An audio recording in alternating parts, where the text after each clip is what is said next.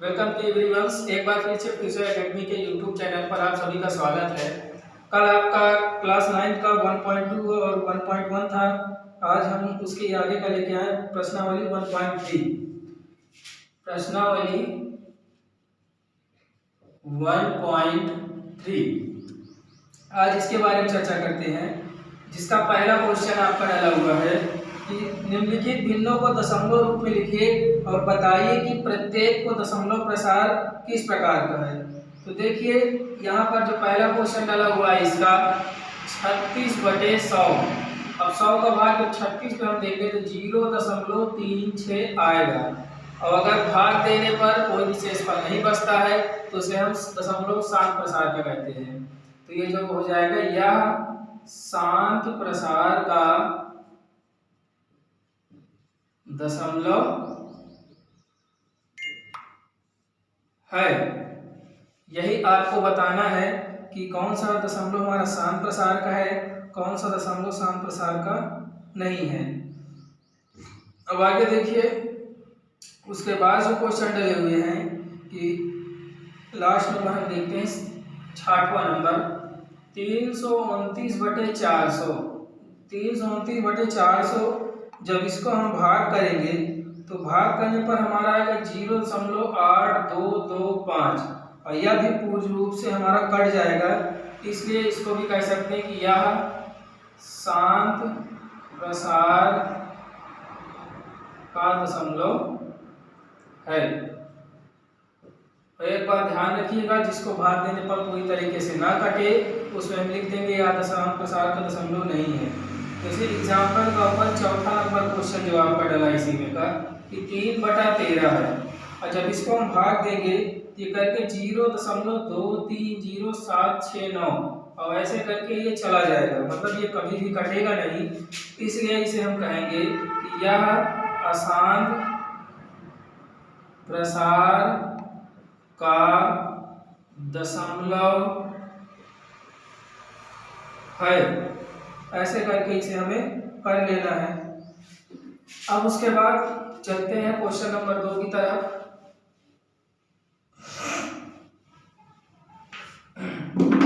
Question number 2 आपका कह रहा है, इसमें लिखा हुआ है कि 1/7 की वैल्यू आपकी डाली गई 0.1857। इसके ऊपर बार लगा हुआ है।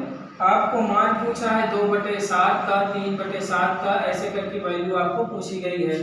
तो सबसे पहले 2/7 के हम निकालते हैं।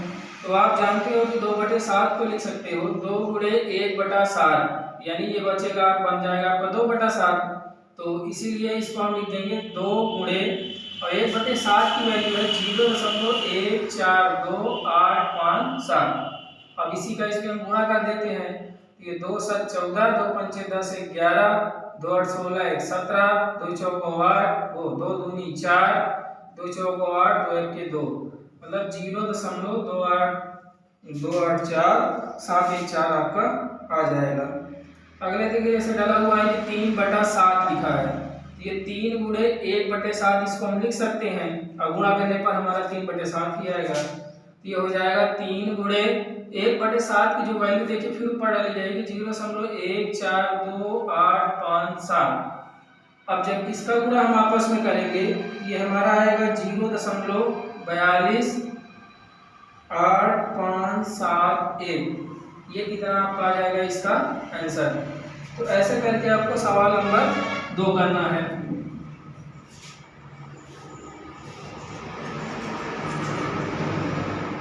अब चलते हैं सवाल नंबर 3 की ओर। सवाल नंबर 3 आपका है, बोला है कि p/q के रूप में आपको संख्याओं को लिखना है, जिसमें आपकी पहली संख्या डाली गई है 0.6 के ऊपर बार डाली है। तो इसको जब हम करेंगे यहाँ पर मान लेते हैं कि माना कि 0.6 के ऊपर बार इक्वल टू हम x मान लेते हैं, ठीक है। मतलब कि इसको हम लिख सकते हैं 0.666 ऐसे करके डॉट डॉट करके हम लिख सकते हैं। इसको हमने x मान लिया है। अब दशमलव जो होता है उसको हम एक अंक बाद ले जाएंगे, तो इसमें हम क्या करेंगे 10 का गुणा कर देते हैं, क्योंकि एक अंक बच जाएगा तो 10 का, 2 अंक बच जाएगा तो 100 का। लेकिन दशमलव को जो है हमें एक स्थान बाद ही ले जाना है।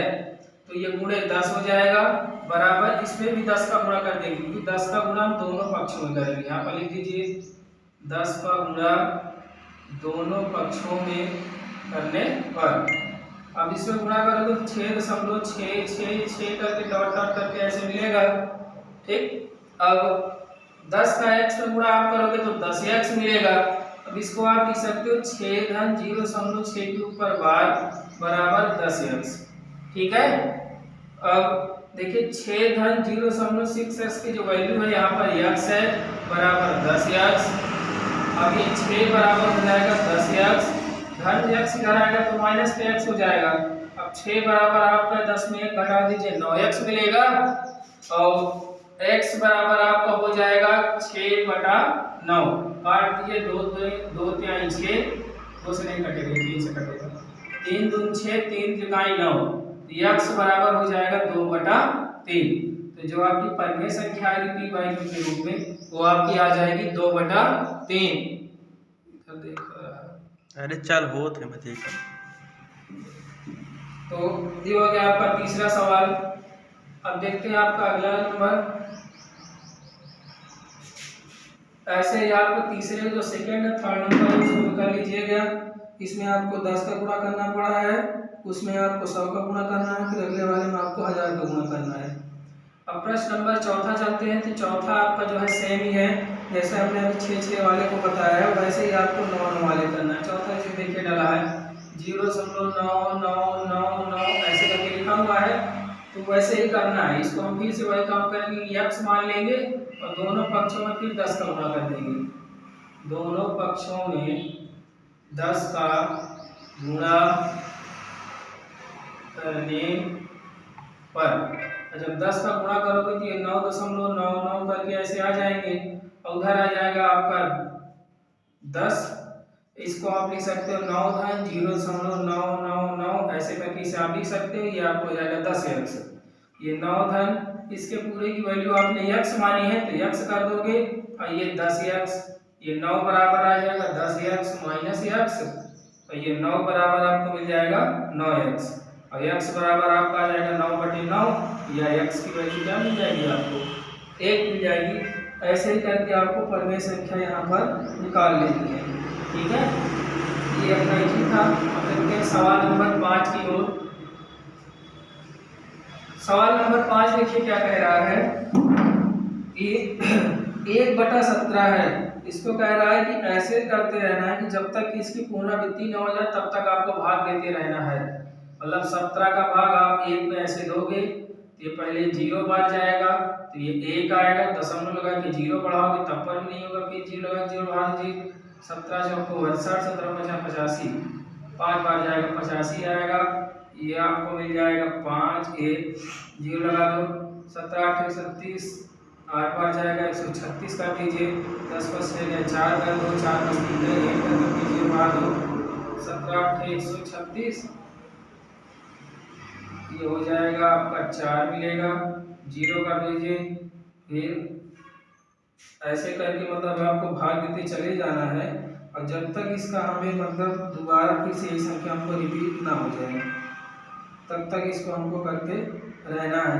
फिर देखिए 17 में आपका जाएगा ये 34, 6 दशमलव लगा 0 बढ़ा सकते हो, 17 के 51, 3 बार चला जाएगा ये 51 आएगा, ये 9 मिल गया। अब फिर 0 बढ़ा दो, इस 17 बचा 85, ये 5 मिल गया, 0 बढ़ा दो, 17 हो जाएगा 17 दूनी 34।